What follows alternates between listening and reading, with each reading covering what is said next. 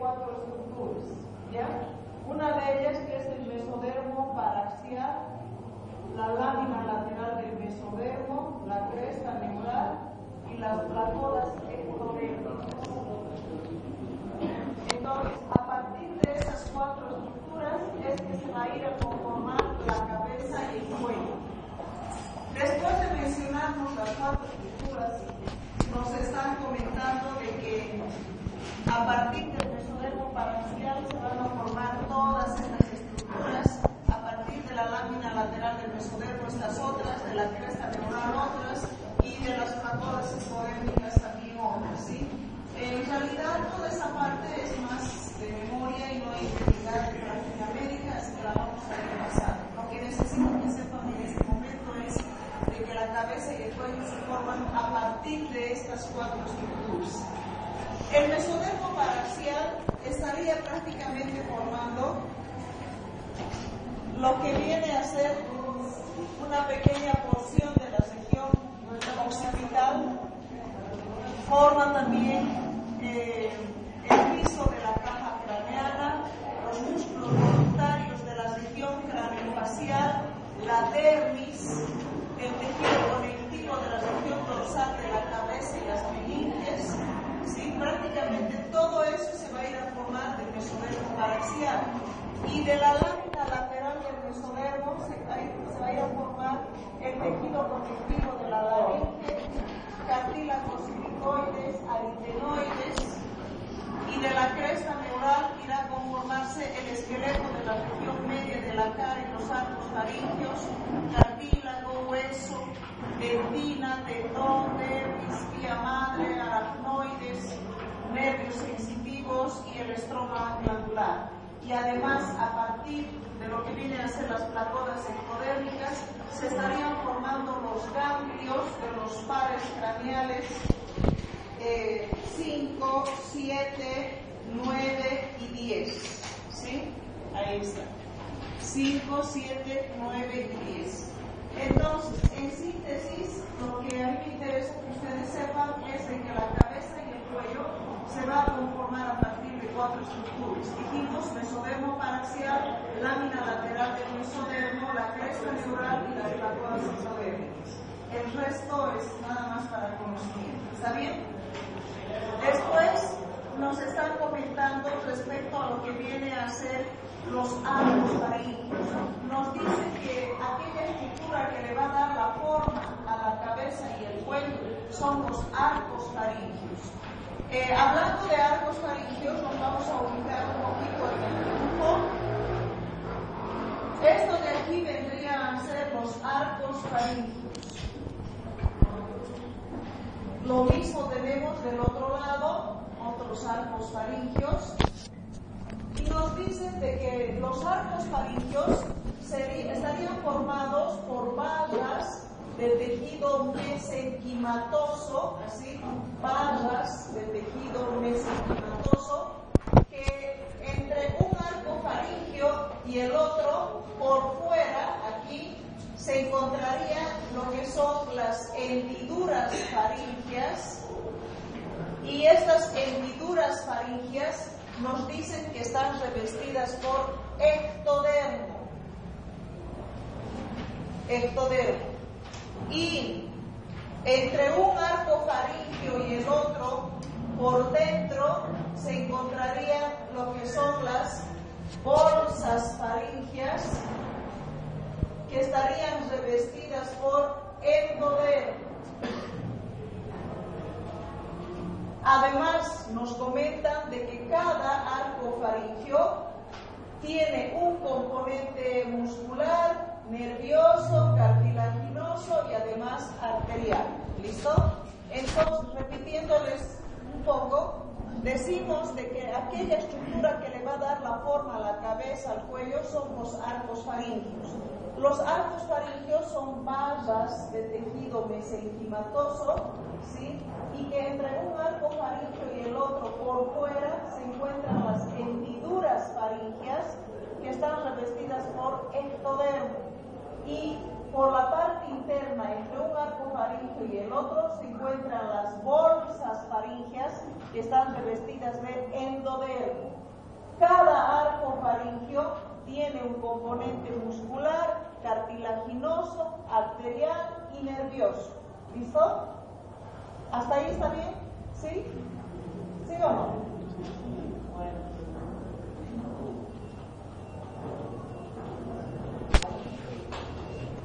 Después de habernos hablado sobre los arcos faríngeos, nos empiezan a describir cada uno de los arcos faríngeos en sus diferentes componentes. De ahí que nos hablan del primer arco faríngeo. Ahí está el primer arco faríngeo. Eso del primer arco faríngeo ya habíamos visto algo en el tema del sistema esquelético, que cuando vean el dibujo se van a acordar. ¿No es cierto? Ya hemos visto el sistema esquelético. Dijimos que el primer arco faríngeo tiene dos porciones.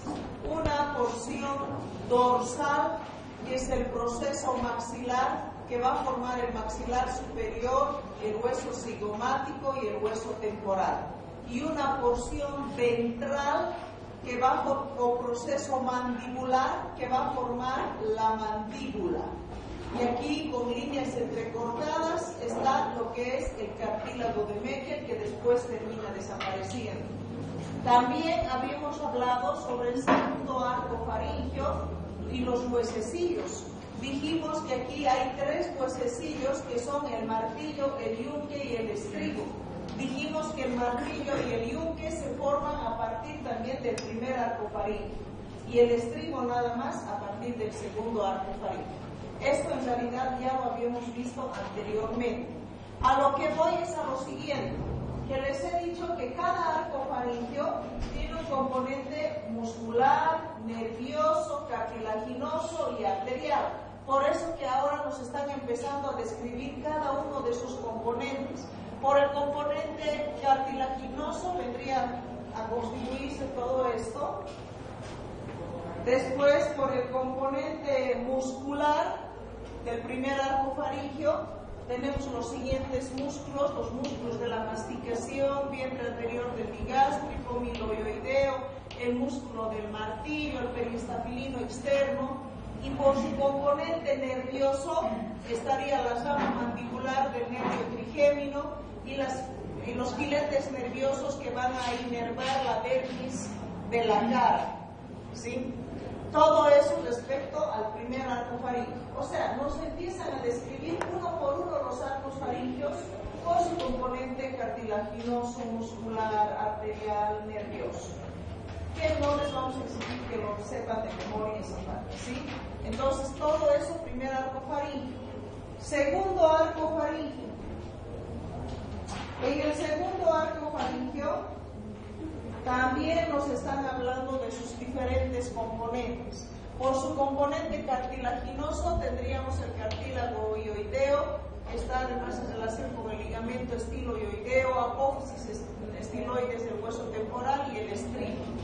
Ventralmente a la porción superior del hueso ioides y el asta menor. Por su componente muscular, el músculo del estribo, estiloioideo, vientre posterior del bigástrico, el auricular y los de la expresión facial. Por su componente nervioso, el nervio facial. Ahora, el tercer arco faríngeo también tiene un componente cartilaginoso, muscular, nervioso.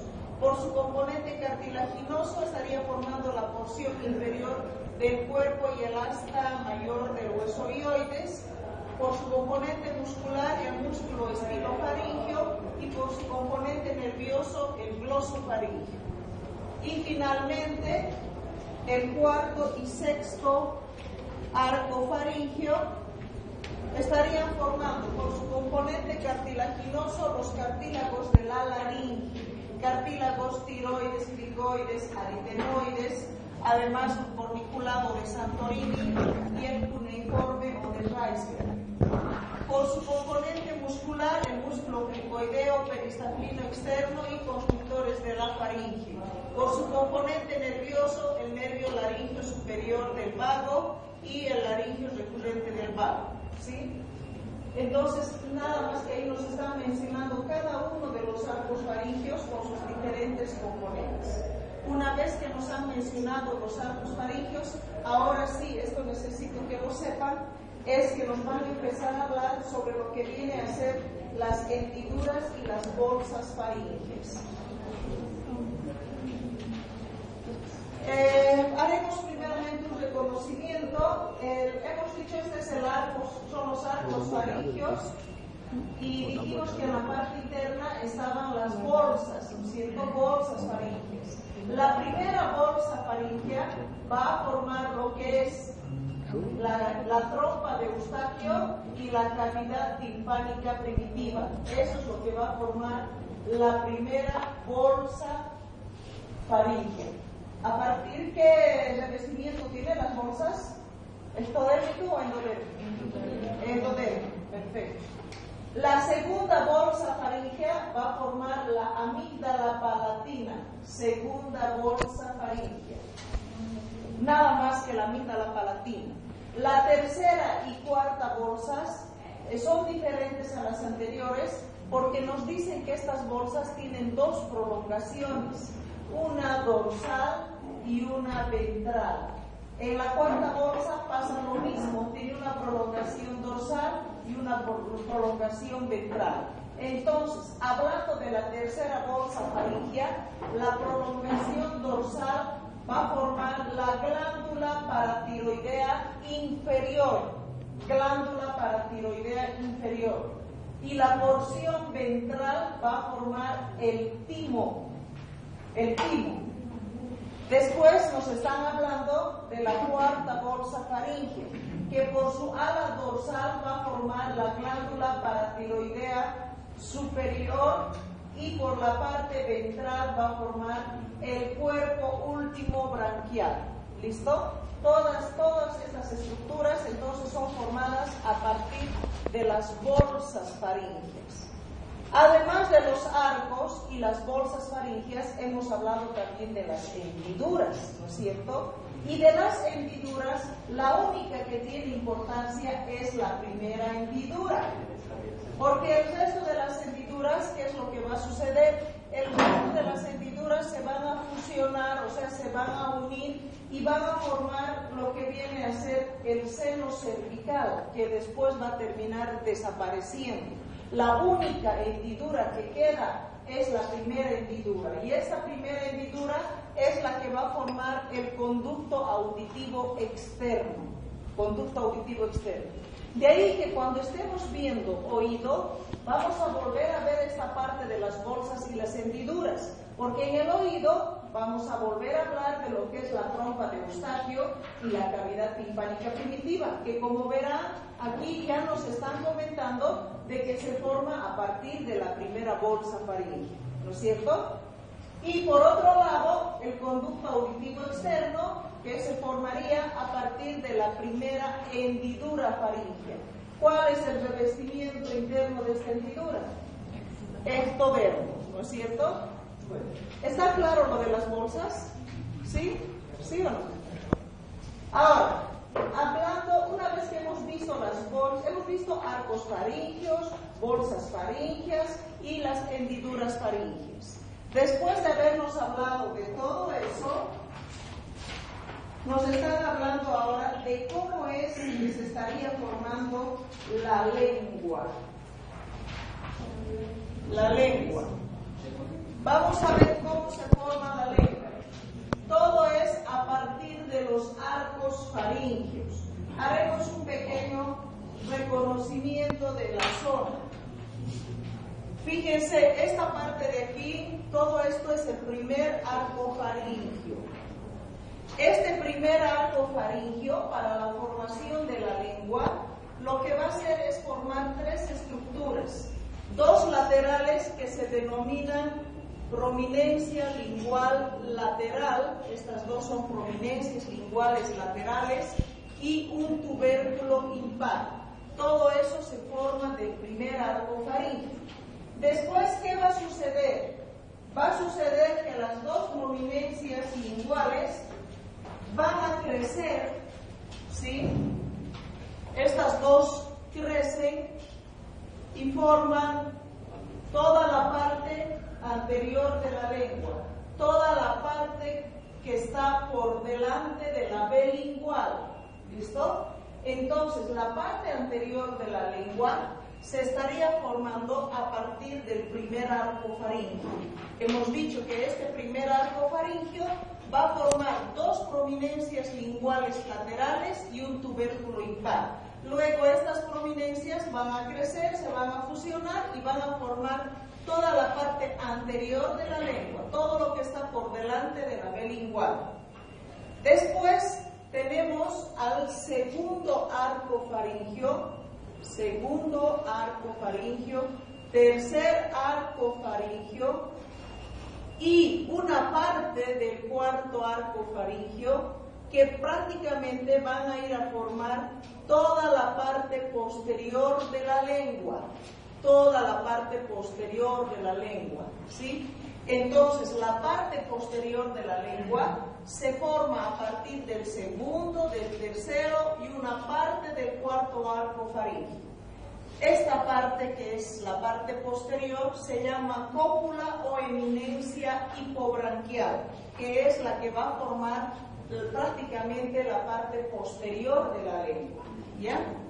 Y más por detrás nos dicen que el cuarto arco faríngeo estaría formando toda esta zona que corresponde a la prominencia epiglótica, que es el área que va a ir a formar la epiglotis, ¿ya? Y de esa manera tenemos entonces formada la lengua. Prácticamente a partir de los cuatro arcos faringios se va a conformar la lengua. Primer arco faríngeo, toda la parte anterior de la lengua. La parte posterior de la lengua, segundo, tercer arco y parte del cuarto arco. Y la parte del epiglotis, enteramente el cuarto arco faríngeo. Y así formada la lengua, esta lengua tiene tres tipos de inervación. Tiene una inervación que es sensitiva, ¿sí? Otra inervación que es motora y otra especial que es sensitiva gustativa. Sensitiva gustativa, o sea, la lengua entonces tiene tres tipos de inervación. La inervación sensitiva de la parte anterior de la lengua va a estar dado por el nervio trigémino.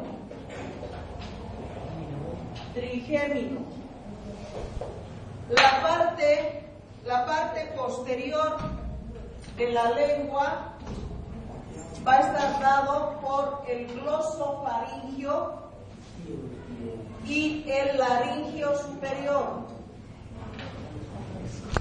¿Ya? Entonces, la inervación enteramente sensitiva de la lengua, la parte anterior está inervada por el nervio trigémino, la parte posterior por el glosofaringio y el laringio superior. La inervación motora es para toda la lengua, estaría dado por lo que es el nervio hipogloso. Son 12 par craneal, ¿no es cierto? Entonces la inervación motora va a estar dada por el nervio hipogloso. Y la inervación sensitiva gustativa va a estar dada por la parte anterior de la lengua. La inervación va a ser dada por el nervio facial y la parte posterior de la lengua por el glosofaringio. Entonces, la inervación de la lengua, dijimos, está dada por tiene tres tipos de inervación: sensitiva, motora y sensitiva gustativa. La inervación nada más que sensitiva de la parte anterior de la lengua, trigémino, y la parte posterior, el glosofaringio y el laringio superior. La inervación motora para todita la lengua, el nervio hipogloso. Y la inervación sensitiva gustativa para la parte anterior, nervio facial, y la parte posterior, glosofaringio. Entonces, de esa manera es como se ha formado la lengua y ha quedado inervada. ¿Listo? ¿Está bien? es solamente inervación sensitiva de la parte posterior de la lengua. El trigémino es de la parte anterior y el glosofaringio y laringio superior la parte posterior. Anterior y posterior, podrías decir. Lo que está por delante de la lengua, trigémino. Lo que está por detrás, glosofaringio y laringio superior. Sí. Esa es pero inervación enteramente solo sensitiva, porque motora, ya hemos dicho hipogloso, y aquella especial que es sensitiva gustativa, la parte anterior, facial, la parte posterior, glosofaringio. ¿Listo?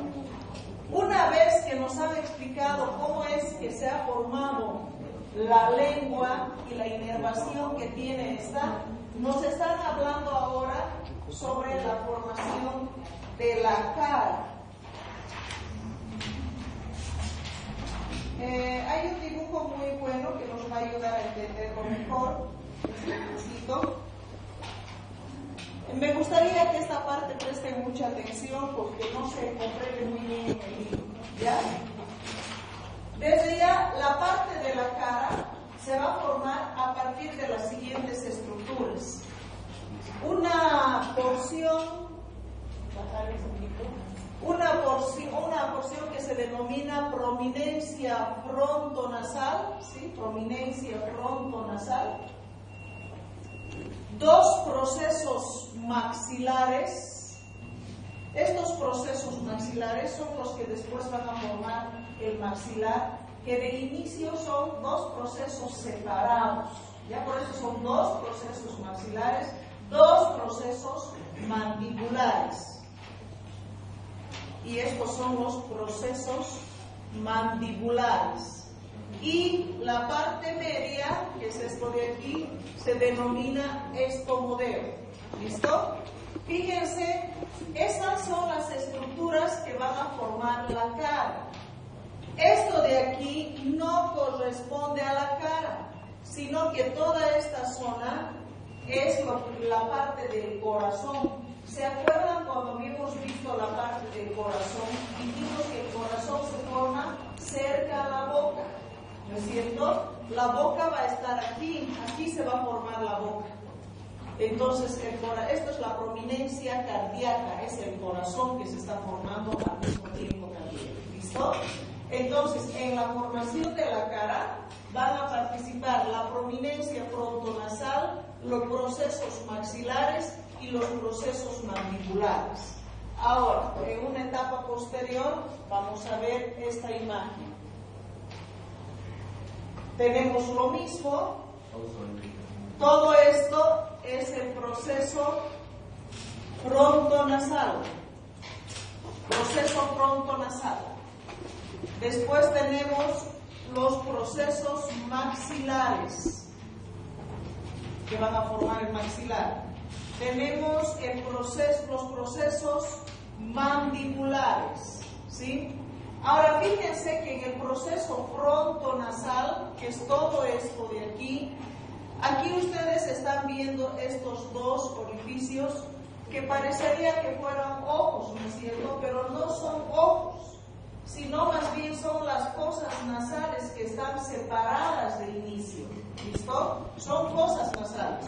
Los ojos estarían aquí. En este momento, ahí están los ojos. Ese es un ojo y este es el ojo. Está todo lateralizado de inicio. ¿Listo? Entonces, ¿qué es lo que sucede después? Lo que sucede después es de que nos dicen que a nivel de las fositas nasales aparece un pequeño surco que divide esta fosita en dos partes. Una parte interna, que es el proceso nasal medio, esto también proceso nasal medial, y una parte externa, que es el proceso nasal lateral, porque está hacia afuera, ¿no es cierto?, hacia los lados. Entonces, las fositas nasales son divididas por un pequeño surco en dos porciones. Una porción interna, que es el proceso nasal medial.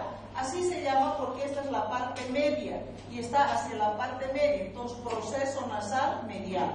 Y esta otra parte, proceso nasal lateral. ¿Está bien? Una vez que ha sucedido eso, nos dicen de que los procesos maxilares, que son estos dos, van a dirigirse hacia la línea media y se van a unir aquí en la línea media. Entonces, estos dos procesos maxilares recorren hacia la línea media y se unen. Al ocurrir eso, estos dos también se están uniendo, ¿no es cierto? Y aquí, por lo tanto, aquí se va a formar el maxilar superior y el labio superior. Entonces, el maxilar superior está formado por los dos procesos maxilares. Y el labio superior estaría formado por los dos procesos maxilares más los dos procesos nasales mediales, ¿sí? Todo eso se ha unido. Después, ¿qué ocurre? Ahora que ha sucedido esa unión, entonces ahora las fosas nasales van a estar en la línea media, aquí, ¿no es cierto? Ya no van a estar aquí, porque ahora estas han recorrido y se han unido y las dos cositas también han venido hacia la línea media. ¿Qué va a suceder después? Los procesos maxilares,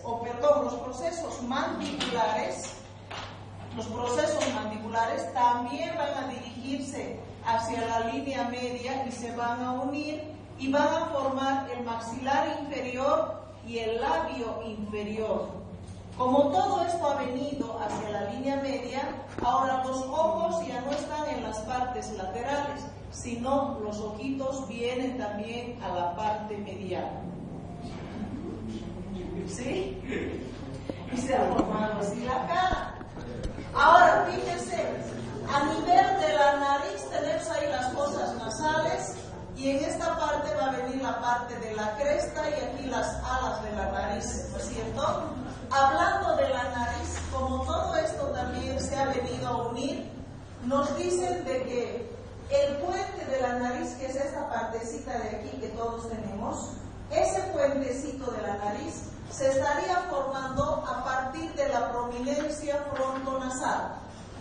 La parte de la cresta de la nariz, que es esta parte de aquí del dorso, se estaría formando a partir de los procesos nasales mediales. Las alas de la nariz se estarían formando a partir de los procesos nasales laterales, ¿sí? Y el tabique nasal se estaría formando a partir del proceso frontonasal. Entonces, como verán, se ha formado la carita, está la nariz bien formada, los ojitos han recorrido hacia la línea media, ahí tenemos las fosas nasales formando ya parte de la nariz. Aquí ya se formó labio superior, labio inferior, además el maxilar superior y el maxilar inferior. Por ejemplo, ¿qué habrá sucedido en el caso de aquellos bebés que nacen con labio leporino y paladar hendido? ¿Qué se les ocurre? ¿Qué habrá pasado?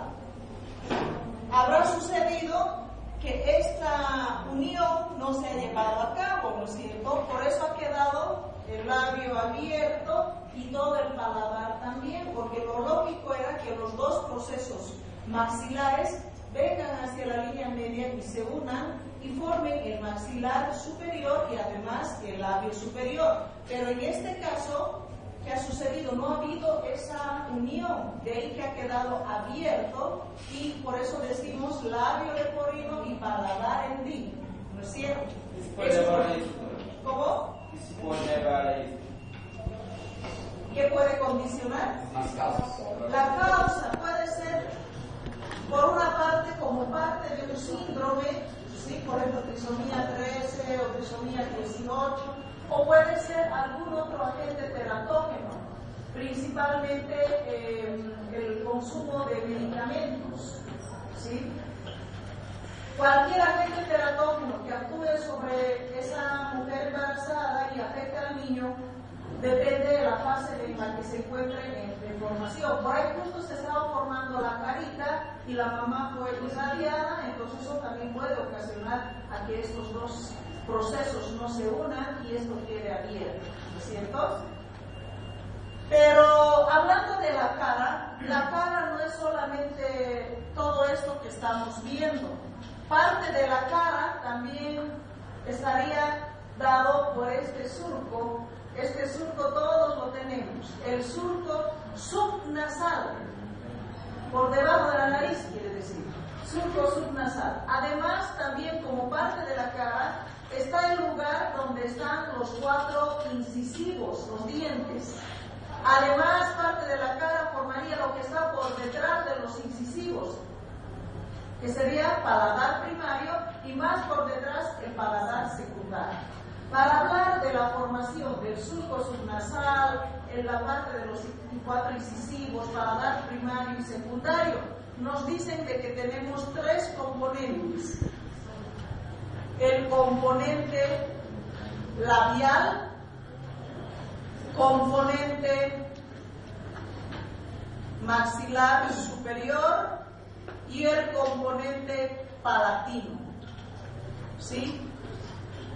El surco subnasal, que es este de aquí que tenemos por debajo de la nariz, se estaría formando a partir de este componente labial. Tenemos un dibujito también que es bueno, lo van a ver ahora, que tiene más facilidad.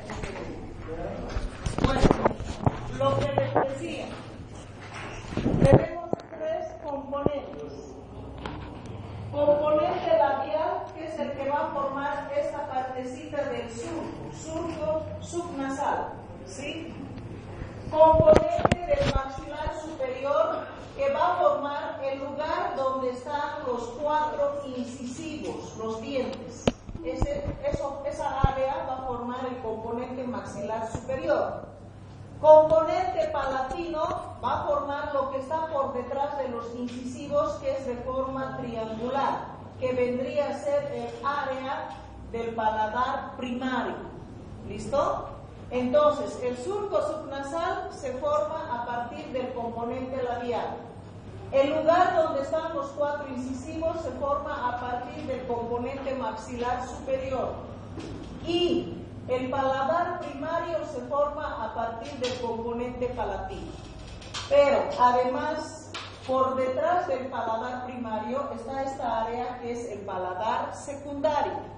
Este paladar secundario nos dicen que se va a formar a partir de lo que viene a ser los procesos maxilares, que van a formar 2 tipos de láminas, así, o crestas, que se van a unir en la línea media y van a terminar formando lo que es el paladar secundario.